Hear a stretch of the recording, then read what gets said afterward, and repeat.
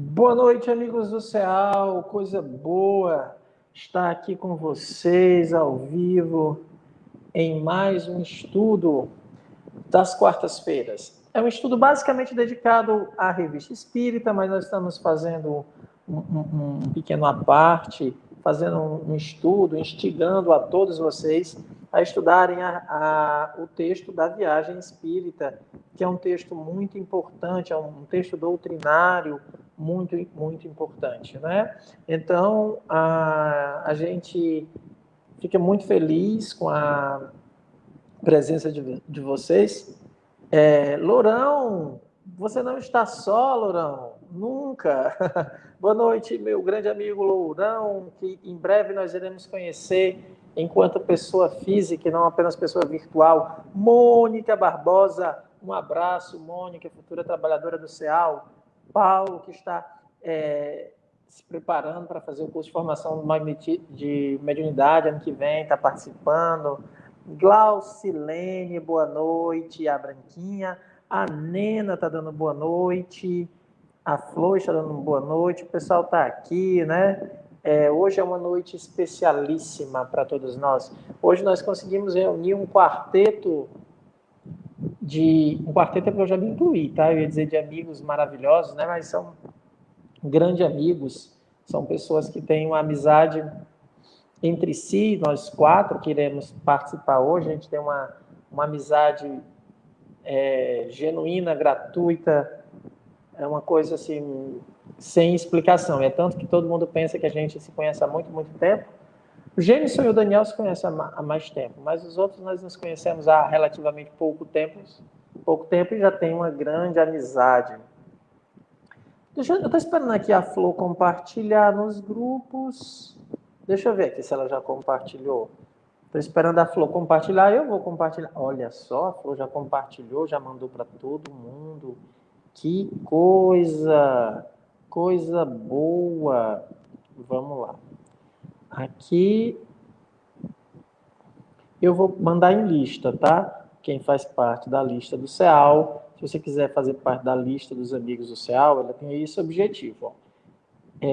Eu mando sempre na lista o sinal de que a live já está no ar, que você já pode participar, né? Dessa vez eu mandei aqui muito rápido, mas é só clicar aí no link que você assiste. Olha, a Dulce, Rafael está aí, né? O pessoal está participando. Socorro, nossa, Socorro também já é trabalhadora do centro, já considero todo mundo trabalhador do centro, né? Todo mundo aqui já vinculado ao CEAL. O Lombardi se garante, né? A Flor se garante muito. Meu amigo Reginaldo, do Centro Espírita Manjedoura de Belém, de Recife, a Neuminha, Juliane, Rafael, já falei, né? Rosmarie, é o pessoal que está chegando. Vamos começar fazendo uma prece? Uma prece de agradecimento a Deus pela oportunidade que Ele nos concede de estarmos aqui. Mas antes da prece, eu tenho que compartilhar aqui, porque tem um pessoal na minha página, porque tem um pessoal que está esperando eu compartilhar. Deixa eu colocar aqui, ó. Pronto.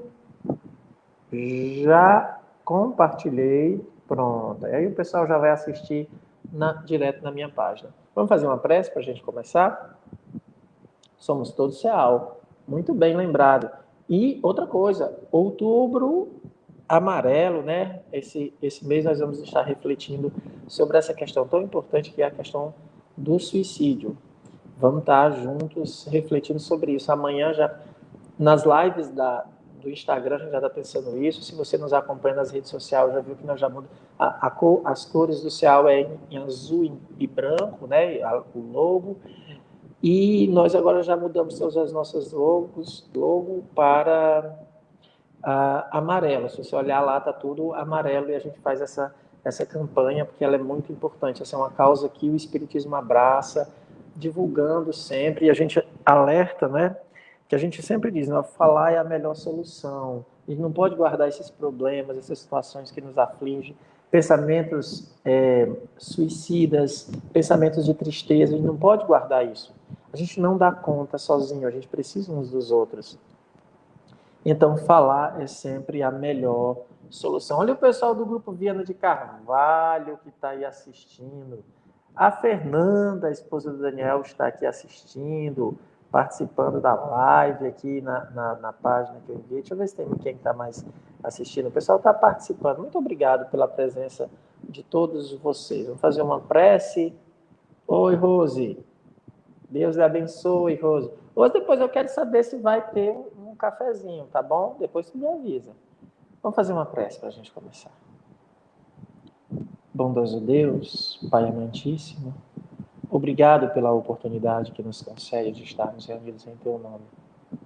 Agradecemos a presença dos nossos anjos da guarda, a quem rogamos que nos envolva a todos, para que possamos refletindo sobre os assuntos que serão expostos, modificar o nosso proceder. Pedimos a Allan Kardec, que coordena os estudos da quarta-feira, que inspire a todos nós. Rogamos a Jesus, nosso modelo e guia, que nos abençoe. E em Teu nome, Jesus, em nome de Deus, damos por iniciado o estudo desta quarta. É isso, meus amigos. E lembro a todos vocês que, mais uma vez, dando um aviso, o pessoal que já está nos acompanhando agora, que no Instagram a gente está fazendo todo dia, ali, 5:06, a prece dos anjos da guarda. Se você quer orar por alguém, tem alguém que está precisando, ou você quer orar por si, porque tem uma dificuldade, está querendo força para modificar um certo proceder, uma situação que está complicada, participe conosco. É sempre 5:06, né? Porque a gente começa a prece às 6 horas, que é a prece dos anjos da guarda. A gente começa às 6 horas. E tem acontecido muita coisa boa nessa prece. De segunda a sexta, todos os dias, no Instagram, a gente está lá fazendo a prece dos anjos da guarda, que dura mais ou menos entre 15 e 20 minutos. Tá bom? Vamos aos nossos convidados, esses meus amigos, meus queridos amigos. Vamos ver quem é que vai entrar primeiro aqui. Marquinho, que já é prata da casa. Gênison, Daniel. Boa noite. Boa noite, Marquinho. Tudo bem? Boa noite a todos. Tudo bem? E por aí? Tudo jóia. Coisa boa. Boa noite, Gênison. Tudo bem? Boa noite, tudo bem? Tudo em paz. Sinta-se convidado. Você pode deixar. Sinta-se Estou. convidado. Pode deixar.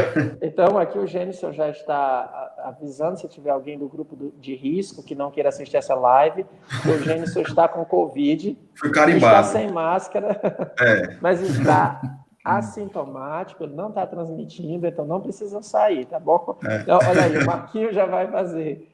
Mas nós vamos... o Gênison, esse é o está no 12º dia, né, Gênison, da Covid. É, isso. E eu acho... e já está bem melhor, sem nenhum dano, né? Está tudo tranquilo, né? Tudo tranquilo, assim, muito sutil, muito leve. Dorzinha de garganta, mas já está passando já. Ok. E por último, mas não menos importante, o Daniel, que parece que ele só participa dessas lives do CEAL quando alguém está com Covid. Porque a última vez que ele veio, eu estava com Covid. Aí agora é o Daniel. E aí vamos torcer para o próximo não ser o Marquinho, tá, Marquinho? Porque o negócio aqui, o relógio... o relógio gira. Meu amigo Daniel, comigo é mais perigoso. Obrigado, meu amigo. Boa noite a todos. Uma alegria estar com vocês de novo. Estava com saudade de me juntar aí à família CEAL novamente, para a gente conversar sobre espiritismo, Kardec e outras coisas boas. Só coisa boa. Só coisa boa. A presença de vocês aqui sempre é uma... Só uma pergunta. Deixa eu fazer uma pergunta extracurricular, mas que interessa ao CEAL. Existe alguma previsão ou programação para o retorno das atividades presenciais? Daniel, a gente está fazendo assim, boa pergunta, né? A gente tem seguido todos os protocolos sanitários, a gente olha as orientações Eu pergunto porque as igrejas vão voltar próximo final de semana, né? No próximo lógico que dentro de algumas restrições, mas vão voltar. E aí, isso também é um problema para a gente, que é o seguinte: todos os protocolos são pensados para as igrejas, os protocolos dos chamados. A gente não é um templo religioso, mas na hora de entrar no protocolo, né, Marquinhos, a gente tem que se enquadrar nessa categoria. É o que mais se aproxima, né, Cícero? É o que mais se aproxima, né? E mesmo a gente se aproximando disso, dessa categoria, os protocolos não são pensados em todos os grupos, eles são pensados só para a Igreja Católica e a Igreja evangélica, mas não é toda, eles não visualizam as pequenas igrejas evangélicas que têm uma outra estrutura, não é? Mas a gente viu todo o protocolo, a gente está fazendo as adequações necessárias para isso. A gente está olhando o que a federação orienta. A federação orientou que setembro não abrisse ainda e a gente esperasse para ver se em outubro está ok. A ideia do CEAL é fazer assim, a nossa ideia é fazer o seguinte: quando liberarem, assim, agora já dá, a gente ainda vai esperar um mês. Quando liberarem, a gente ainda vai esperar um mês. Por quê, Daniel? Porque a gente tem um público, por exemplo, o magnetismo, tem muitas pessoas doentes realmente. E aí a gente fica muito preocupado que dentro dessa doença as pessoas escondam um assintomático do Covid, todas essas questões, né? Mas nós vamos estar com o termômetro na entrada, provavelmente as pessoas vão ter que marcar, dar um nome na lista para entrar na sessão, na reunião, né? Não vai ser os portões abertos, porque teve um crescimento exponencial a visibilidade inicial. No mês de agosto, os dados que o Facebook me enviou foram, a página foi visitada, foi alcançada por 104 mil pessoas. Tem muita gente querendo participar, assistir às reuniões, querendo ir presencial. As questões do magnetismo chamou muita atenção das pessoas que estão querendo fazer o tratamento e está aumentando muito o número de pessoas nos procurando para assistência, para conversar, porque a angústia e a ansiedade aumentou muito, muito, muito. Assim, a gente quase não recebe mais pedidos assim para... Coloca aí o comentário do Pedro. O Pedro está dizendo assim, vou até comprar roupa nova para esse evento, quando reabrir, né? Bem isso. Então, a gente está tendo todo esse cuidado de seguir normas e protocolos, porque o CEAL, ele cabe confortável no salão, confortável, 80 pessoas. Imagina o mundo de pessoas que nos pedem prece, que desejam participar, que não sei o quê. Então, vai ser uma questão de realmente a gente vai ter que colocar algumas normas assim para dar uma melhorada, né, na entrada. Sim. Nessa questão. Porque quando a gente faz aqueles eventos de seminários, aí a gente coloca 100 pessoas, mas vocês já foram e já viram que ficam... A gente participa porque tem que participar, né? Mas tem dias, 100 pessoas sem contar os próximos da casa. Ali fica tão apertado que eu acho que nem o vírus entra, de tão apertado que fica, né? Então a gente está tendo todo esse cuidado, trabalhando as pessoas muito na intimidade, fazendo preces, orando pelas pessoas e mostrando para elas que elas não necessariamente precisam fazer ir para receber o mesmo amparo, o magnetismo à distância, a prece funciona. A gente está tentando conscientizar as pessoas, mas a gente vai ver isso. Então, para outubro, é uma data que a gente pensa para abrir aos poucos. É uma data, mas nada fechado, não. Mas foi muito boa essa sua pergunta, porque muita gente faz essa pergunta. E eu queria também deixar claro para as pessoas que nós não vamos parar as lives. É porque vocês estão chegando agora e podem estar imaginando que a gente está fazendo live por conta da Covid. Isso daí a gente, pessoal, Bem pensado, não tenho nem roupa para isso. Então, abertura sem pressa, tudo com segurança. Um ansioso dizendo isso é inédito.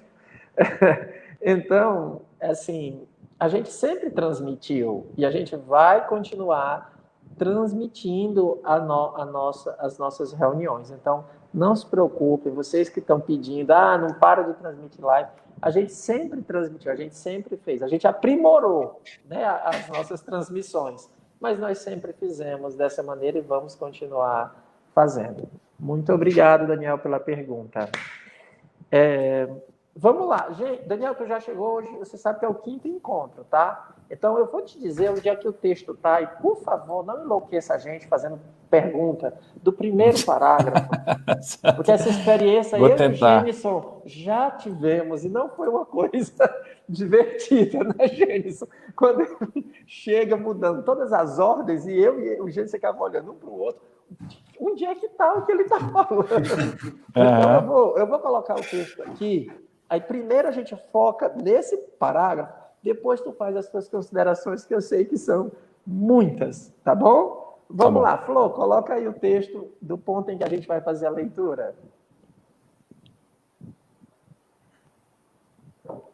Bem, o que é que vai acontecer a partir desse momento do discurso? O Kardec já trabalhou que tudo no Espiritismo deve ser gratuito, e ele coloca por que ele apresentou essa questão, né? Que foi a questão de ter, assim, evitar charlatanismo, evitar fraudes, foi uma das maneiras, né, que ele colocou. E aí, agora ele vai fazer uma pequena observação, que ele está falando que tudo é gratuito do ponto de vista daquilo que é recebido gratuitamente, né? Porque dá gratuitamente aquilo que recebeste gratuitamente. Então, ele vai começar a fazer algumas observações e depois vai falar de uma coisa interessante, que é a questão do se não se paga nada materialmente, mas moralmente as pessoas querem ter ganhos, né? Eu vou fazer uma leitura, depois eu passo a palavra para vocês, meus amigos. Diz Allan Kardec no seu discurso: é evidente que não se pode considerar uma exploração a cotização que se paga a uma sociedade para que enfrente as despesas da reunião. A mais vulgar equidade diz que não se pode impor esse gasto àquele que é convidado, se ele não é bastante rico, nem bastante livre com relação ao seu tempo para fazê-lo. A especulação consiste em se fazer uma indústria da coisa, a convocar o primeiro que chega, curioso ou diferente, para ter seu dinheiro. Uma sociedade que assim agisse seria tão repreensível, mais repreensível ainda do que o indivíduo, e não mereceria nenhuma confiança. Que uma sociedade arque com todas as suas necessidades, que ela proveja todas as suas despesas e não as deixe ao encargo de um só, isto é muito justo, e não há aí nem exploração, nem especulação. Todavia, já não seria o mesmo se o primeiro que se chegasse pudesse adquirir o direito de entrada, pagando, pois isto seria desnaturar o objetivo essencialmente moral e instrutivo das reuniões deste gênero, para delas fazer uma espécie de espetáculo de curiosidade. Quanto aos médiuns, eles se multiplicam de tal forma que os médiuns de profissão seriam hoje completamente supérfluos. Tais são, senhores, as ideias que me esforcei para fazer prevalecer, e confesso-me feliz por ter obtido êxito muito mais facilmente do que esperava. Mas, compreendei, aqueles que frustreiem suas esperanças não são meus amigos. Eis-nos, pois, em presença de um grupo que não me pode ver com bons olhos e que, convenhamos, pouco me inquieta. Se nunca a exploração do espiritismo tentou se introduzir em vossa cidade, eu vos convido a renegar essa nova indústria, a fim de não comprometerdes a vós mesmos com essa solidariedade, e para que as censuras que se levantarem não venham cair sobre a doutrina pura. Ao lado da especulação material, há uma a qual poderíamos chamar especulação moral, isto é, a satisfação do orgulho, do amor próprio. Aqueles que, sem interesse pecuniário, acreditam ser possível fazer do espiritismo um pedestal honorífico para se colocarem em evidência. Também não os favoreci, e meus escritos, assim como os meus conselhos, contrapuseram-se a mais de uma premeditação, mostrando que as qualidades do verdadeiro espírita são a abnegação e a humildade, conforme a máxima do Cristo. Aquele que se eleva será abaixado.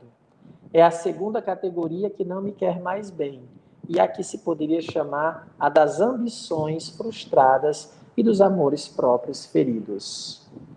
Vamos começar aqui. Kardec aqui está falando sobre essas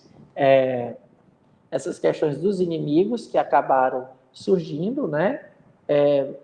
E ele começou aqui explicando a diferença da questão material, e depois ele fala dessa questão dos amores, do amor próprio frustrado. Eu vou deixar o Daniel por último, porque ele não participou de todas as outras lives, os meninos já estão mais acostumados, depois o Daniel faz o seu arremate. Gênison, comece você, é o primeiro convidado da noite. Bem, boa noite a todo mundo, bom dia, boa tarde, boa noite, né? Toda hora, a qualquer momento, em qualquer lugar, quem assistir, fiquem tranquilos, eu estou passando eu fui convidado, como disse o Cícero, mas está tudo tranquilo, muito leve, graças a Deus. Se todos fossem dessa forma, praticamente assintomáticos. Mas vamos ao que interessa aqui.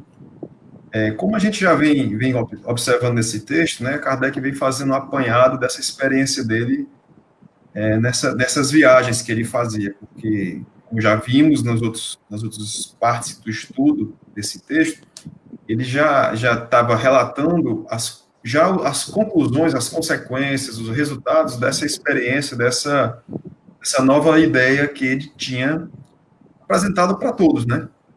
Das conclusões dele. E chegando nesse momento, ele já estava tratando daquelas pessoas que não gostavam dele. Aí, semana passada, a gente tratou bastante dos que a gente chamava de mercadores da mediunidade, né? Ele dizia que quem agia assim estava repleto de suspeição na honestidade dos resultados das comunicações das comunicações, enfim, né? Ou dos próprios fenômenos que eram apresentados, porque quem pagava algo queria uma resposta. Então, não haveria ali, não é que não haveria, havia um grande risco de falta de veracidade, né? De embuste, de falsidade do resultado, né? Os farsantes, né? Então, ele dizia, olha, só o fato de ter combatido isso já valeu todo o esforço. Eu evitei que se corrompesse o propósito da doutrina espírita. Primeiro porque eu separei o joio do trigo, mostrando quem é espírita sério e quem não é, né? Aí, no segundo momento, ele já traz agora, falando o quê? De outro lado, a gente também tem que ver a questão de custos, né? Porque e aí eu faço um fechamento aqui já dessa parte material. O que ele está dizendo é o seguinte, a gente tem que ter bom senso. Bom senso. Se você tem uma situação em que a pessoa está se abnegando, você já tem a olhos vistos ali um desinteresse, não há mal algum em você ajudar nos custos gerais da manutenção daquele grupo, né? Então, assim, ele está dizendo o seguinte, não se deve ir tanto ao mar, nem se deve ir tanto à terra. Assim como eu condeno ou critico quem faz disso um comércio, eu também não posso dizer que qualquer dinheiro que circule no meio seja condenável. Vou dar um exemplo prático com o próprio CEAL. O CEAL tem energia para pagar, tem manutenção para fazer, tem, eventualmente, um serviço prestado por alguém, uma limpeza, um reparo. Então, isso tem que ter dinheiro. Quem vai financiar isso? Os próprios frequentadores, os próprios participantes do grupo. Então, ele está dizendo o seguinte, quem usa o dinheiro dessa maneira, você não condena. E ele ainda vai mais além. Diz, olha, aquela pessoa que está ali numa situação de que só tem aquilo como meio de vida, no sentido de dizer o seguinte, ele largou tudo para se dedicar a um trabalho voluntário. Qualquer ajuda é bem-vinda. O que ele diz, o que não se pode é cobrar para fazer o serviço. Vamos dizer assim. Você não pode querer ter uma mediunidade paga. Então, agora, as ajudas, os socorros, os auxílios, ele não condenava. E óbvio, por que bom senso? Porque não tem uma medida exata. Não dá para dizer que o caso A é igual ao caso B, né? Então, esse aí ele deixa muito claro. E nem também a gente tem que dizer que ele condenava porque era pago, e também não era para dizer que também não se era para existir dinheiro nisso. Tem que ter essa sensatez. E de outro lado também, que era um segundo grupo de pessoas que não gostavam dele, eram os orgulhosos.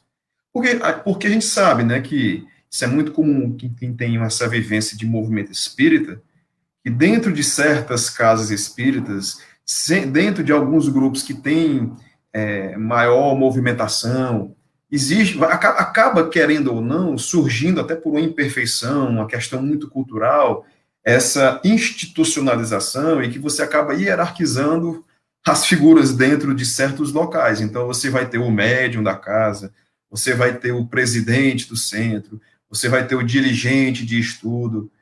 E assim, ele falava, olha, esse tipo de situação, né, e no lado mais direto da mediunidade, eu também não respeito. Porque o propósito da doutrina espírita, o propósito da mediunidade é a virtude, é o auxílio ao próximo, é a informação sincera, é o socorro e o consolo. Então, eu não posso enaltecer quem faça disso uma profissão de exaltação da sua própria imagem. Ele sempre deixava claro, Kardec, médiums são meros intermediários de comunicações. Toda comunicação é de autoria do espírito. Então, por que o médium tem que se envaidecer daquilo? Então, ele também combatia os que se beneficiavam por imagem, né, com relação a isso. Em linhas gerais, para a gente começar a conversar, teria essa ponderação acerca da percepção de Kardec. Né? Marquinho, faça aí suas observações iniciais. Som, Marquinho. Ainda esqueci do microfone, desculpa. Boa noite a todos. Boa noite, Daniel, Gênison. Daniel, há muito tempo a gente não conversa, mas, bom, continuando aquilo que nós conversávamos semana passada, sem me alongar muito, para começar bem devagar e a gente conversar mais tempo, e eu queria destacar um pouquinho do final da fala do Gênison, quando Kardec diz o seguinte: aqueles que frustrei em suas esperanças não são meus amigos. Ou seja, o Kardec, nós conversávamos semana passada sobre o Camille Flammarion, né? Quando ele vai falar que, olha, agora nós podemos fazer isso, isso, isso, isso.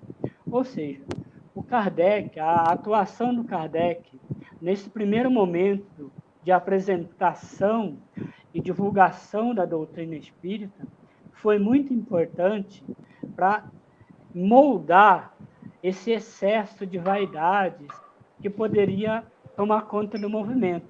Como, aliás, depois vai aparecer, e ele mesmo, nesse discurso, ele já aponta esse problema. Ou seja, nós, seres humanos, temos essa má qualidade de, ao vermos um determinado movimento ser importante, a importância dele, ao invés de priorizarmos o que esse movimento, essa doutrina espírita poderia fazer para cada um de nós, na nossa aprendizagem, no nosso aperfeiçoamento moral, na direção da nossa evolução, correção de erros do passado e assim por diante, nós deixávamos e ainda deixamos a nossa personalidade se exaltar.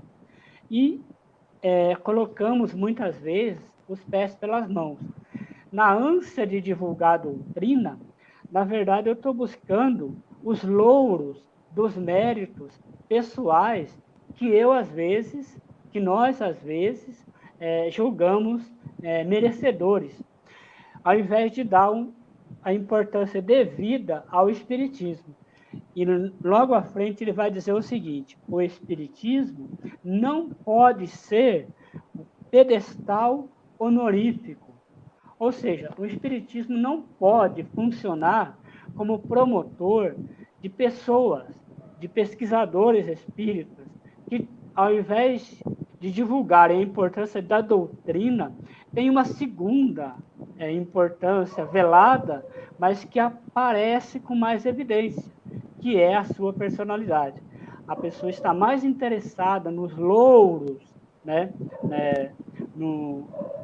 dos méritos pessoais, do que, na verdade, o que essa doutrina pode fazer para ele em direção a um espírito, a um homem de bem, aproveitando a correção dos vícios, a cura das paixões e assim por diante.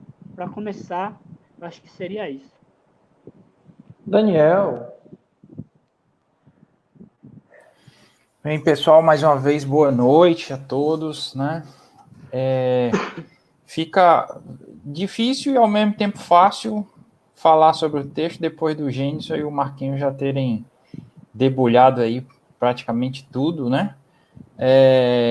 E o texto, apesar de bem breve, ele é muito elucidativo e assim, no que diz respeito à questão da parte material, né, do custeio, o Gênison já foi muito preciso nisso aí, é um raciocínio que não demanda maiores dificuldades, qualquer pessoa de bom senso tende a concordar com as colocações dele, sem maiores dificuldades.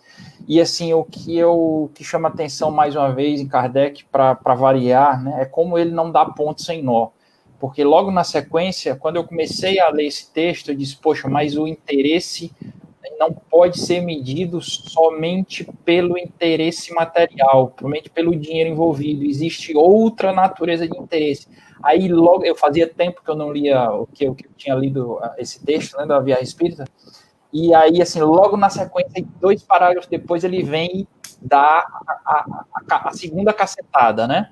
Que era justamente o que eu vinha imaginando já, e mostra como ele realmente não dá ponto sem nó, ao nos chamar a atenção para o fato de que esse interesse material, envolvido muitas vezes no que quer que ou a falta dele, né? Como um sinal de virtude, ou da pureza, ou da falta da inexistência de segundas intenções dentro daquilo que se faça, como, por exemplo, um movimento, uma casa, um grupo espírita, não pode ser medido apenas pela inexistência do dinheiro em jogo, porque existem outros tão ou mais fortes que o dinheiro que também falam muito forte. E aí o Marquinhos chamou a atenção para a questão da vaidade, né, para a história do sujeito, o sujeito, assim, muitas vezes a gente vê que palcos de natureza religiosa ou espirituais, espiritualistas, espíritas, são usados por algumas pessoas como uma maneira da pessoa massagear o seu ego, né? É um local onde ela consegue compensar um pouco, às vezes, da sua baixa autoestima, das suas inseguranças, e ali como ela consegue ter uma certa liderança ou uma certa proeminência, ou, entre aspas, uma fama de quase como uma subcelebridade algumas vezes, isso é algo para o que a gente tem que estar muito atento também, porque isso também pesa muito, isso cala muito forte na maneira de ser dos indivíduos. E quando a gente estava falando isso, o Marquinhos falou na vaidade, eu lembrei de um texto do Pascal, Blaise Pascal, que eu li há algum tempo, e eu até achei aqui ele rapidinho e mandei para Flor, ela vai já colocar aí na tela, que é o seguinte, eu achei genial esse texto, assim, eu gosto sempre de lembrar, e vou ler aí para o pessoal que está na tela, né? A vaidade está tão arraigada no coração do homem que um soldado, o ajudante de um soldado, um cozinheiro, um porteiro, todos vivem a se gabar e a procurar admiradores. E mesmo os filósofos desejam tê-los. E aqueles que escrevem contra a vaidade desejam ter a glória de escrever bem. E aqueles que leem o que estes escreveram desejam a glória de ter lido isso. E eu, que escrevo este ataque à vaidade, talvez alimente também o mesmo anseio de glória. E talvez também os que leem isto. Blaise Pascal, né? Assim, é genial, né? Blaise Pascal, que é um dos espíritos, né? Que está aí nas obras de Kardec, né, que nos trouxe muitos ensinamentos, mas esse texto não é isso. Olha aí o livro aí do compadre Gente. O Gênesis é o que mostra os livros. Ele deve ter um patrocínio de alguma editora, que qualquer livro que você citar, ele vai levantar e mostrar. Está sentado numa pilha de livros. Então, assim, esse trecho está nesse livro, nos Pensamentos.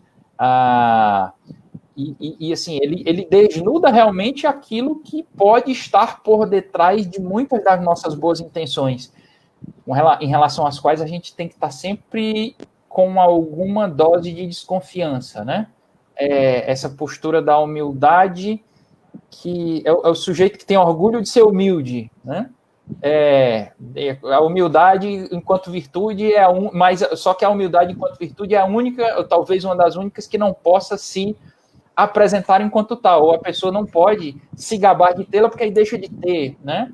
E assim, existem, portanto, essas armadilhas, né, das virtudes e do desinteresse, para as quais a gente precisa estar muito atento, e Kardec, para variar, chama atenção para isso, né? Pascal chama também, e são lições e puxadas de orelha muito válidas. Muito bom, Daniel. Quando você estava lendo essa questão do Pascal, esse texto é quase... Marquinhos saberia explicar muito bem isso aí, mas Marquinhos é um labirinto, né? Parece que a gente não consegue fugir da vaidade, não é? E isso é um desafio para o espírito imperfeito, porque realmente, na questão da vaidade, até o ato de criticar é vaidoso, né? Você pode estar fazendo por vaidade, parece um labirinto, né? Por isso que só quem venceu as paixões consegue, de fato, enfrentar. E como a vaidade é uma exacerbação do orgulho, né? É o orgulho se mostrando na sua uma forma, faceta, né? Uma faceta mais apresentável do orgulho, né? A gente vai ver. E, aliás, diriam alguns, a mais deliciosa também, a mais gostosa. Sim, com certeza. Eu me permito um parênteses lhe interromper, porque senão não seria eu, né, lhe interrompendo. E se você não me interromper, e se vocês todos não me interromperem, eu nunca paro de falar. Então, pois é, exato. Então, pronto, exato. Existe um conto curtinho que dá para as pessoas, quem tiver curiosidade, para ler hoje à noite. Ele é rápido, mas é tão genial quanto Pascal. Se chama Elogio da Vaidade, do Machado de Assis. É fabuloso, fabuloso. Ele prova por A mais B por que a vaidade é boa, por que é bom ter vaidade. Lógico que ele faz isso num tom irônico. Mas é genial, assim, nos joga dentro de outro labirinto, para a gente ver como realmente é um tema muito complexo. Sim, e é engraçado, a Marquinhos ia falar, né? Eu ia fazer uma citação, já que nós temos hoje presente 2 advogados e 2 historiadores, né? Aqui está, assim, uma briga, advogados contra historiadores, né? Aí eu ia lembrar a todos, para quem não assistiu e quem não gosta de spoiler, feche os ouvidos nesse momento, alerta de spoiler, do Advogado do Diabo, né? Que é a última fala do Al Pacino, né? No personagem. Cícero, mas você quer dar um spoiler de um filme de 20 anos atrás, cara? Eu acho que não funciona muito bem, não, o alerta, viu? Vale, né? Tá dentro, né? Mas tem gente que não gosta. O filme já tem 20 anos, né? Então não tem problema. O Lourão disse que não gosta de spoiler, então esse é o momento em que ele dá uma pausa. Mas, Lourão, o filme já tem 20 anos já, então eu acho que não tem tanto spoiler.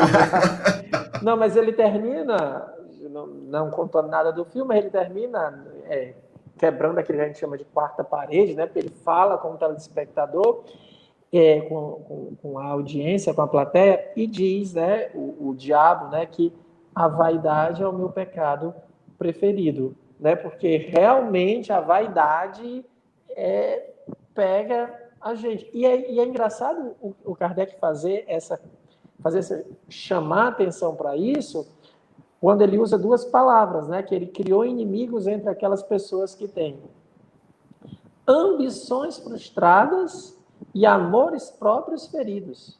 Então, a ambição está no nosso íntimo, a gente quer, né, quer estar em determinada evidência. E o nosso amor próprio, né? Aquilo que o Marquinho levantou na fala dele, né? A gente não quer o que o Kardec disse, a gente quer o que a gente está dizendo que o Kardec diz. E hoje está muito na moda, falando do nosso meio, isso, né? A minha interpretação do Kardec é que é a correta, o modo como eu estou lendo o Kardec. Então você tem os Kardec determinadas correntes, Kardec assim, e as pessoas não vão na fonte, refletem, não. É a minha interpretação do que ele está dizendo. A gente quer fazer um espiritismo com uma cara muito pessoal, né? Você quer deixar a sua marca, e há sempre essa questão do elogio a pessoas, é muito forte. Infelizmente, as pessoas vão para os grupos em busca de pessoas, né? Assim, aquela pessoa, aquela questão. Tinha um amigo meu que organizava temários de grupo espírita, e ele dizia que as pessoas perguntavam, elas não perguntavam assim, qual o tema que vocês vão estudar hoje? Eles perguntavam, quem é que vai falar? Só para a gente ver como o importante é quem ia falar. Lógico que a gente sabe que algumas pessoas têm uma expertise em determinadas áreas, né, e sabem falar sobre determinados assuntos. Mas o importante em doutrina espírita não é quem está falando, mas é sobre o que se está falando, é o assunto que vai ser abordado. Há assuntos que não cabem uma plateia ou alguém que vai falar que seja realmente, por exemplo, um animador de plateia. O espiritismo não é para brincar. Lógico que há temas que são mais leves, a gente precisa de leveza, mas tem temas que realmente são mais delicados e que exige raciocínio, profundidade para você entender, porque quando você não usa isso, o que acontece é a gente ficar na superficialidade, a gente não compreende, de fato, não aprofunda. Aí fica com brincadeirinhas, e essas brincadeirinhas são boas, tipo, dá um alívio, mas não resolve os nossos problemas. Se sorrir, apenas sorrir, resolvesse os problemas, Fortaleza não era para ter ninguém entristecido. Porque se tem um lugar que tem show de humor, que ninguém se leva a sério, é aqui. E a gente continua deprimido. E engraçado que comediantes têm um alto índice de depressão e suicídio entre comediantes. É verdade. Entre pessoas muito alegres, assim, tem a chamada síndrome do palhaço. Marquinho foi clown, sabe bem disso, né, Marquinho? Mas existe isso. Nem sempre o humor representa necessariamente que a gente está de bem com a vida. Mas estar de bem com a vida tem sempre uma dose de humor. O contrário é que não funciona. Marquinho, você ia fazer uma colocação? E fazer um comentário muito rápido, já que Daniel fez algumas citações, agradeço a citação do Pascal. Eu não me lembrava mais, há muito tempo eu li essa passagem do Pascal. Aliás, o Pascal e Montagnier são dois inspiradores nessa questão da vaidade, né? Essa discussão no Montagnier também é bem interessante para a gente estudar elas, né, fora do meio espírita, aproveitando a recomendação, o exemplo de Kardec.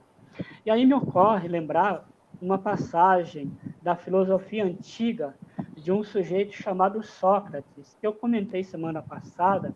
Esse Sócrates também era um exemplo de alguém de pouca vaidade. Ele era grande, não deixou nada escrito, deixou toda uma formulação moral apresentável para os alunos, né, que depois fizeram o que quiseram com ela, assim como Jesus, né, mas que tem uma mensagem na Revista Espírita do Diógenes, né, não sei se vocês lembram, O Diógenes, ele é perguntado numa reunião na sociedade, e ele responde, é perguntado sobre qual o exemplo que ele seguia à época. E Diógenes fala que o exemplo que ele seguia era Sócrates. Exatamente o Diógenes, que procurava se desprender de tudo, seguia exatamente o Sócrates, porque era um referencial importante. E o Sócrates, tem uma passagem na biografia do Sócrates bem interessante, que é o seguinte: várias vezes ele foi convidado para apresentar algum filósofo que ia fazer palestra. Como Cícero falou da palestra, quem vai falar, várias vezes o Sócrates, como era um bom orador, foi convidado para apresentar esse ou aquele filósofo. E ele, sendo um dos maiores do seu tempo, ele ia e não reclamava. Ele ia e falava, esse é o filósofo tal, e apresentava, elogiando aquele filósofo que fosse falar, quando ele conhecia. Ele não se envaidecia, ou seja, ele era o grande, mas ele aceitava humildemente apresentar outros que muitas vezes não chegavam aos pés dele. Então, esse exemplo do Kardec eu ressaltei exatamente por isso. Nós precisamos aprender isso. Aliás, vaidade acadêmica é uma das grandes.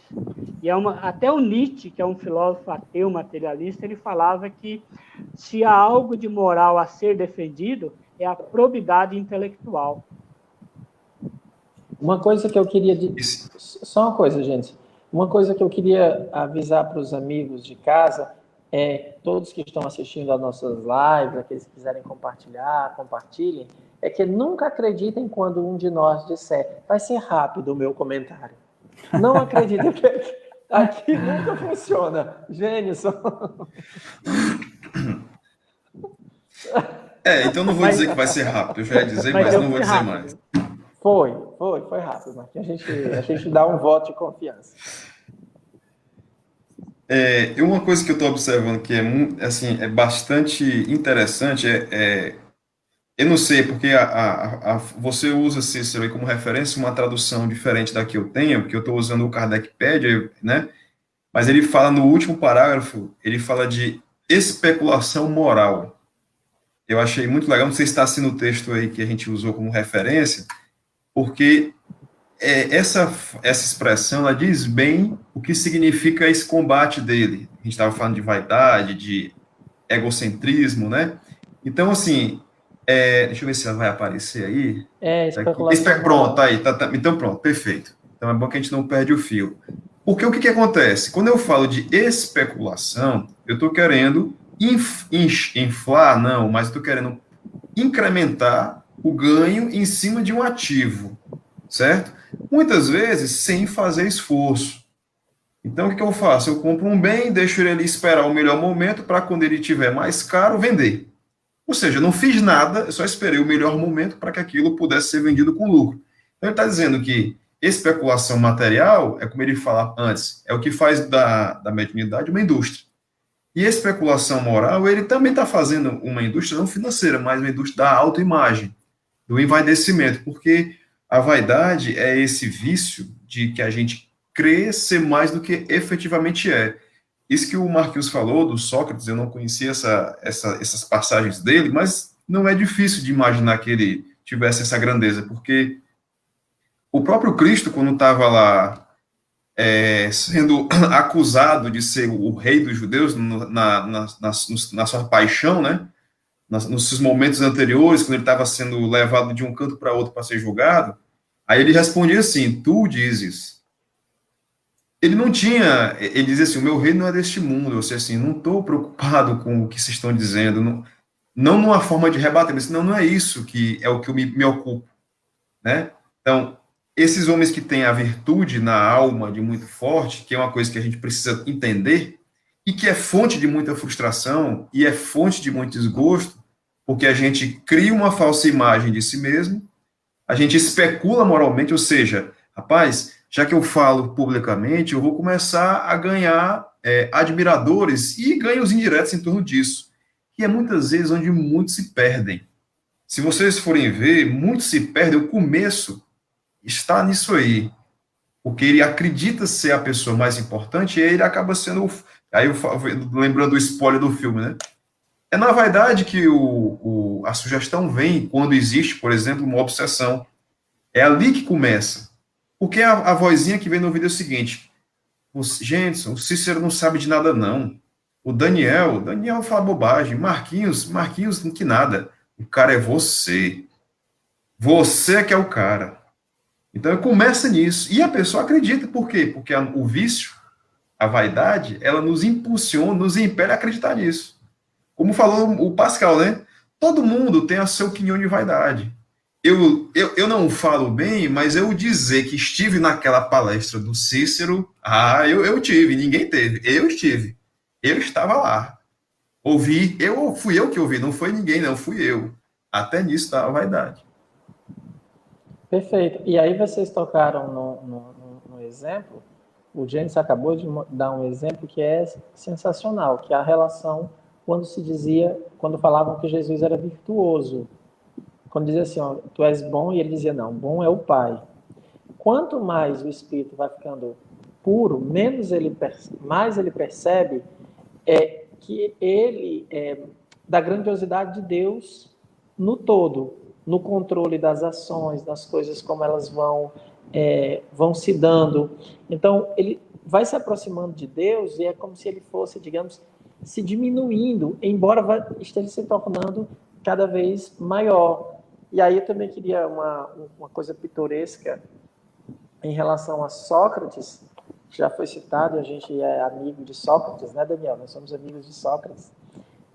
Sócrates é uma grande referência, né? Para nós, para mim, para todos nós. É o fato de Sócrates ser feio, mas ser muito feio, a ponto de ser reconhecido, de ser um referencial. As pessoas...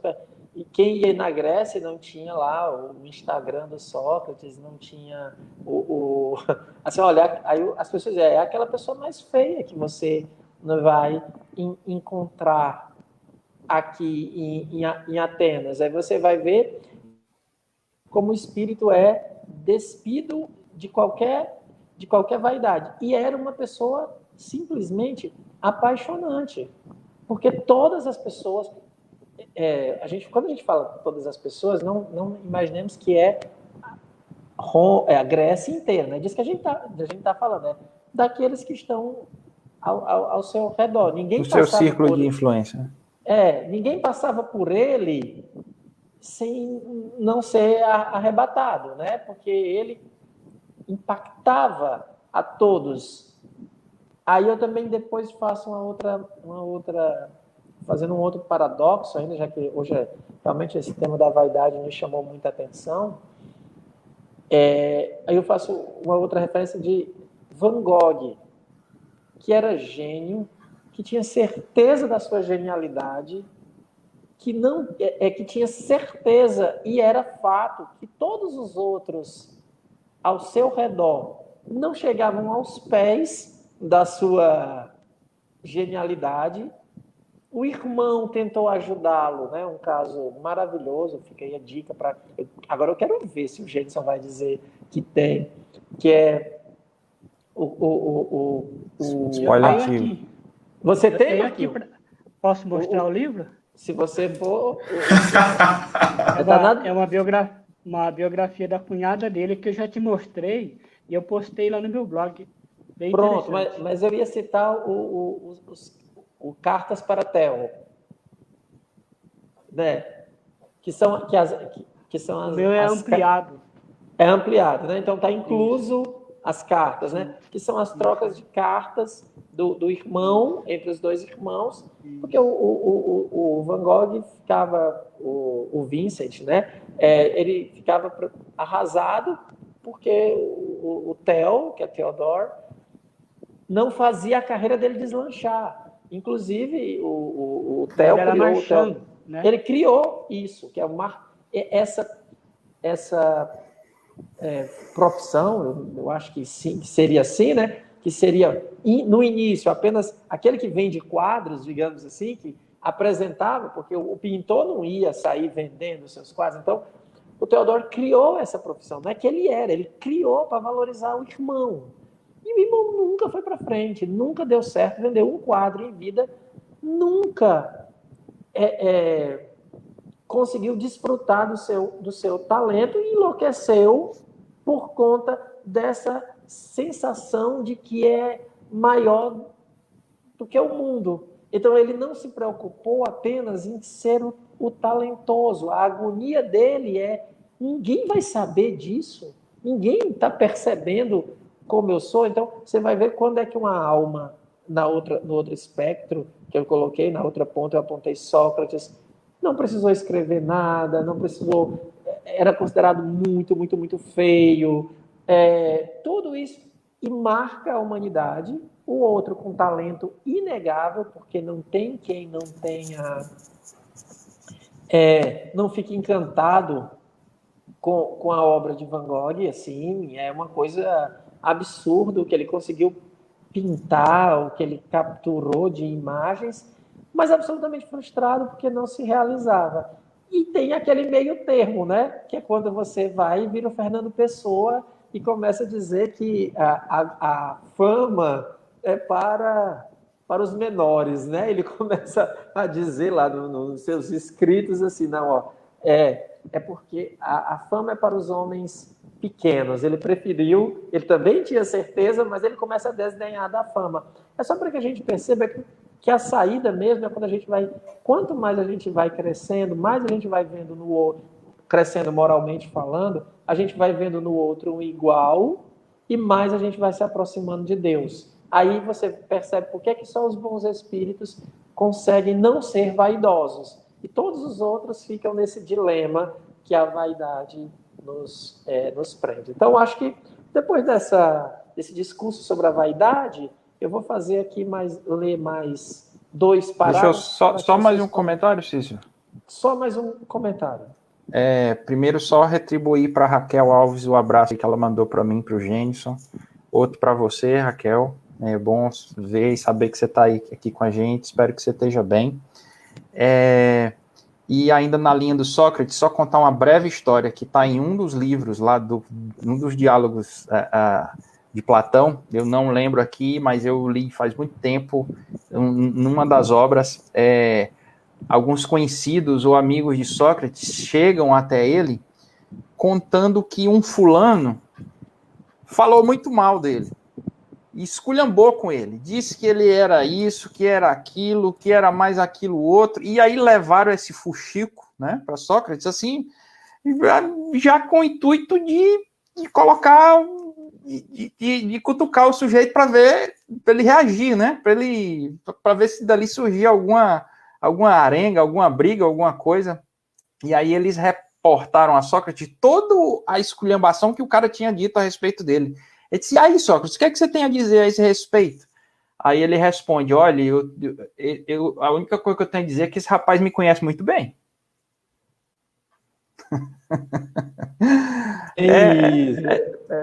Bem isso.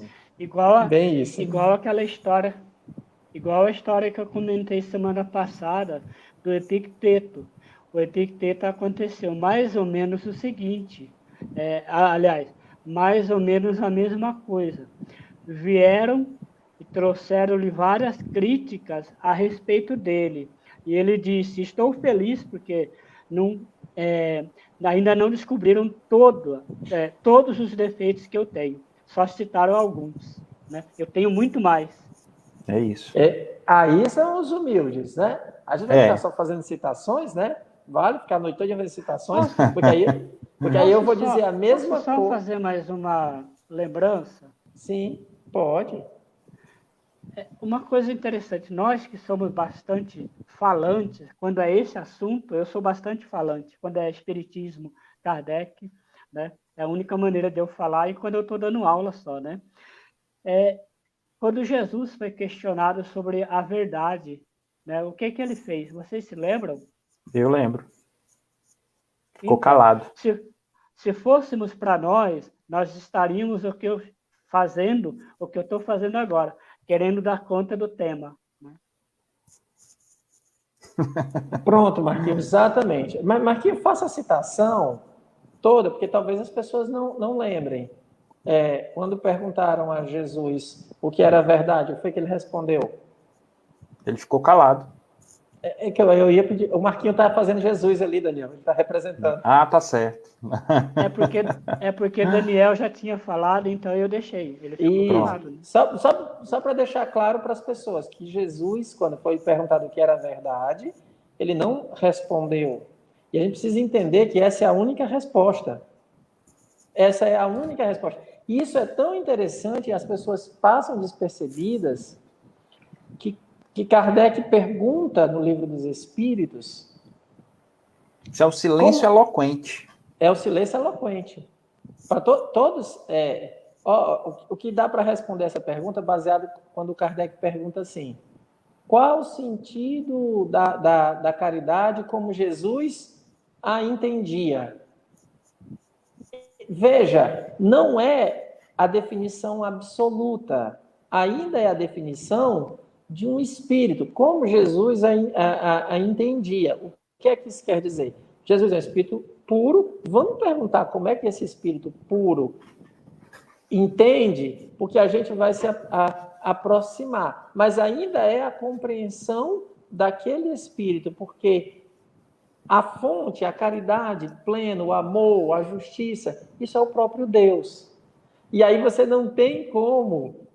a verdade é Deus. Você não pode dizer o que é a verdade. A única coisa que você... A partir do momento que você tenta definir, você está fazendo um corte. E ao fazer esse corte, você reduz. Então, quando se pergunta o que é a verdade, não vai por essa onda de tentar, como o Marquinhos dizer, faz como Jesus, ó. Eu tô buscando. Tem outra passagem muito boa nas Leis Morais, que ele diz assim: quem é que pode compreender as leis de Deus? Aí são dois grupos. O primeiro grupo a gente estava ferrado, né?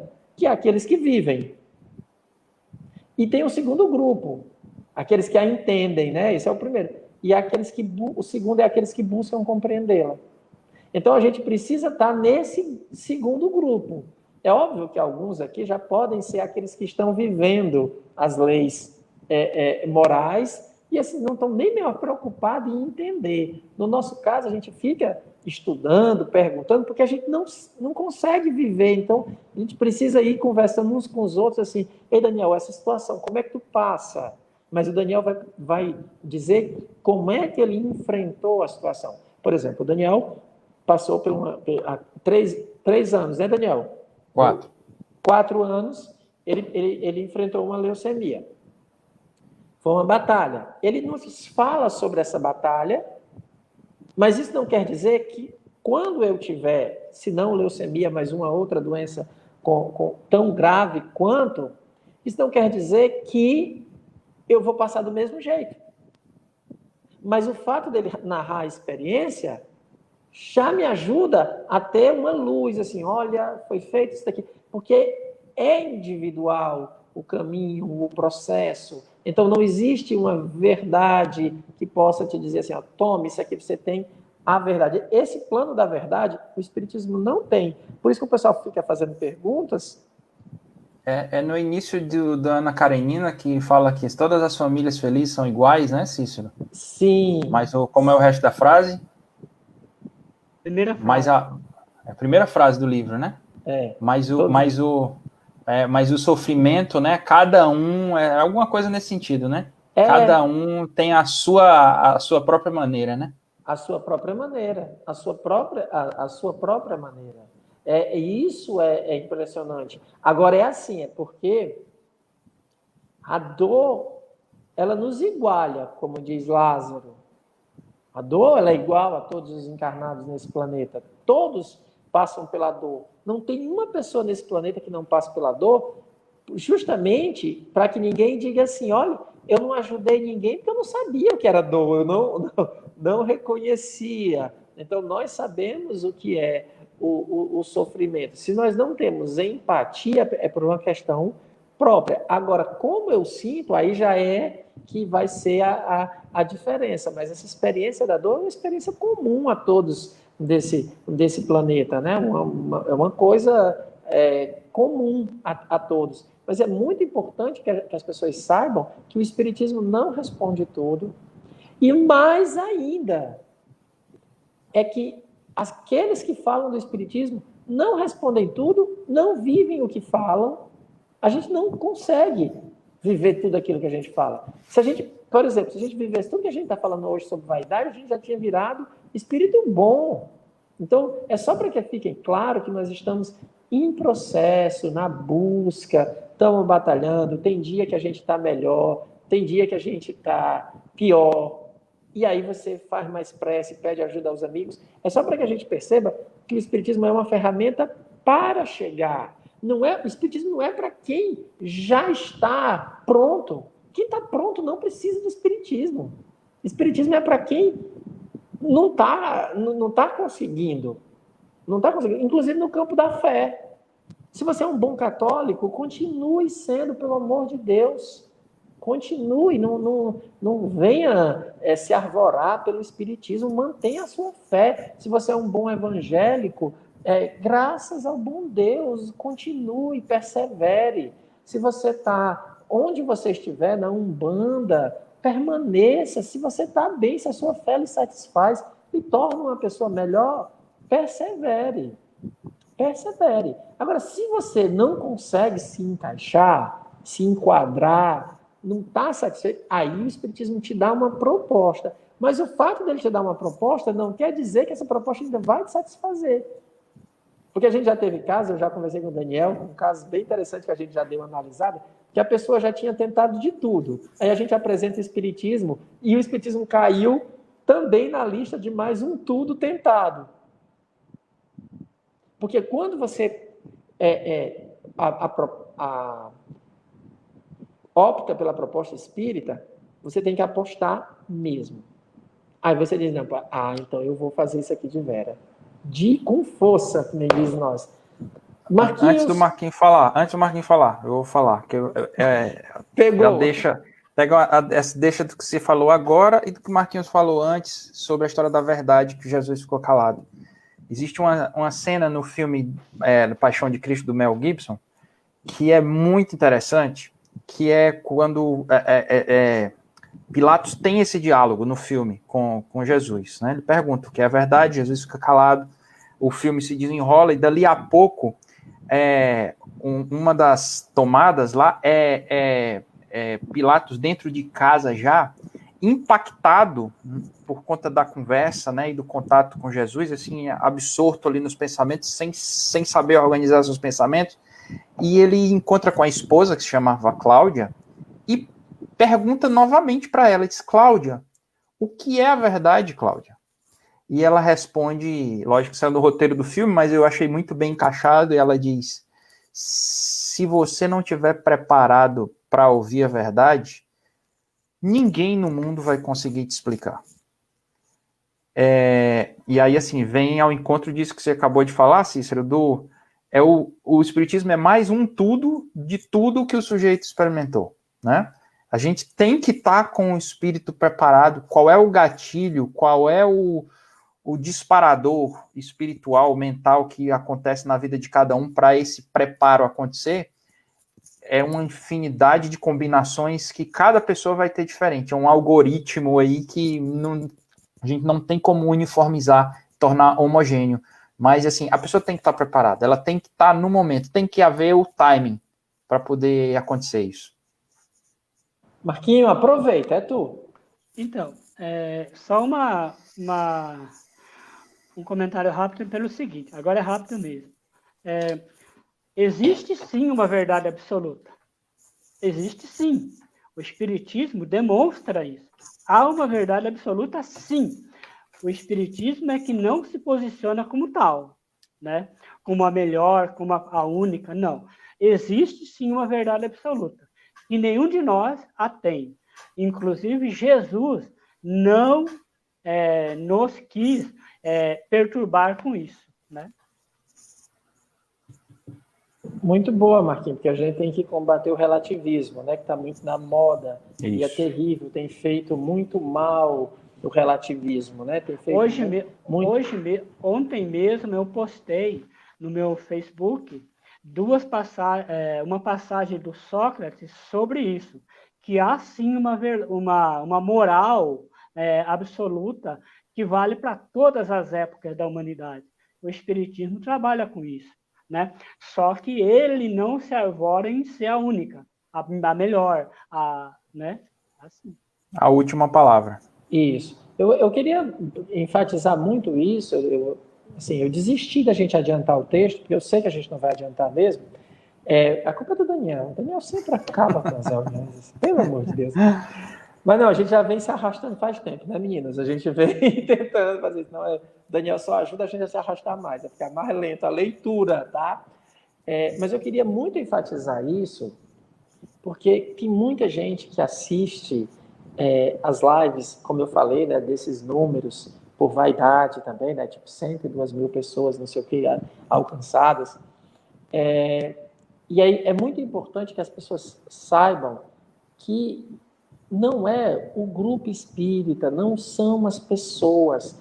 Isso que o Daniel falou é muito importante que você saiba que o espiritismo é uma experiência sua. Não pode ser baseado em outras pessoas. Não pode assim, olha, fulano foi... Isso é uma coisa mística que tinha um misticismo que foi adentrando no espiritismo, que eu lembro, assim, eu sou espírita há bastante tempo, e as pessoas perguntavam assim para mim, porque ali pelo anos 80 até o começo dos anos 90, dizia que em determinado momento havia uma espécie de chamamento, que você se tornaria espírita por uma espécie de arrebatamento. E as pessoas perguntavam uns para os outros, assim, mas você se sentiu tocado? Porque tinha uma coisa sensorial, mística, assim, tipo, um arrebatamento. Agora eu me tornei espírita. Isso é como se fosse uma ação mística. E a gente tem que combater muito isso, porque não é assim. É pelo um processo de compreensão. Eu tenho que compreender. Compreender a doutrina, eu me aprofundar nos textos, absorver conceitos e ir tentando me modificar. As pessoas dos grupos, elas têm as imperfeições. Você não pode imaginar, quem nos acompanha não pode imaginar que esse trabalho de transformação moral vai se dar porque você passou por um atendimento fraterno, tem o nome que for, porque você assistiu uma palestra, porque alguém lhe aplicou um magnetismo. Não são outros encarnados que vão fazer esse trabalho, que é um trabalho pessoal, é no campo da compreensão, de eu buscar entender a mim mesmo, o autoconhecimento, as experiências, há os momentos de troca, há esses momentos em que a gente se reúne, tudo isso é importante, é da nossa natureza, esse contato uns com os outros e aprender uns com os outros. É muito importante que a gente aprenda com os erros dos outros. O Cosmo tem trabalhado muito essa ideia, né? Que uma das maneiras da gente progredir é aprendendo com os erros dos outros. Se você já viu que uma pessoa fez alguma coisa errada, uma coisa deu errado, não vá lá, não repita, porque aquele negócio ali já deu errado. Não vá tentar, não vai dar certo. Não vai dar certo. A gente precisa aprender. Isso está no Livro dos Espíritos, né? No Livro dos Espíritos. Ao invés de... Se nós formos apontar o defeito de alguém, que seja para o nosso aprendizado. Para uma questão de seja alguma... E tem o Evangelho, São Luís explica, trabalha isso, porque no Evangelho o Kardec chega a perguntar, será moral falar do defeito alheio? São 3 perguntas a São Luís ali, curtinhas, e ele pergunta, e ele até diz assim, olha, você não pode citar o nome da pessoa, é óbvio, né, para não diminuir a pessoa, mas ele disse, se não falar dos exemplos de erros, como é que a gente vai aprender moral? Como é que a gente vai aprender o que é errado? A gente precisa, sim, comentar. Agora, a gente não é a pessoa em si, mas os erros, eles existem. A gente, senão, cai no relativismo de novo, né? Cai no relativismo. Cícero. E eu ia passar para você, Gênison, porque você está muito dono da verdade. Silenciosa. Não, é porque eu sei e não vou dizer, né? Mas, assim... eu estava observando uma coisa, quando a gente fala de verdade e ser comentado, voltando aos livros. Quando a gente vê as Confissões de Santo Agostinho, o que Santo Agostinho faz ali? Ele conta os seus erros. e mostra o que aconteceu na vida dele, de onde ele veio, porque essa obra é importante justamente para que a gente faça, quando a gente vai à questão 919A, a gente faz aquela autoavaliação constante, diária, que ele sugere que seja diária, mas ele foi o mestre, né, do autoconhecimento. Ele está justamente mostrando o seguinte: por que é importante eu me autoconhecer? Porque eu sabendo de onde eu parto, eu sei o que eu preciso fazer, para onde eu quero chegar. Então, nas confissões, ele conta a vida dele, ele mostra os seus erros. E se ele não tivesse consciência de que existe uma verdade e ela é absoluta, ela não é a que eu quero que seja, não é o que eu acho que é, ela tem que ser buscada, ela tem que ser alcançada, ele não teria feito esse propósito de transformação. Para quê?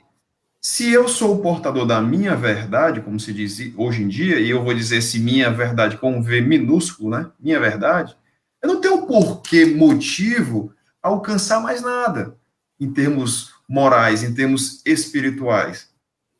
Voltando mais uma vez, a Igreja Católica, eu tenho muito apreço à tradição cultural no Ocidente que a Igreja nos trouxe, porque ela é que é a portadora, né, digamos, culturalmente, da vida dos santos.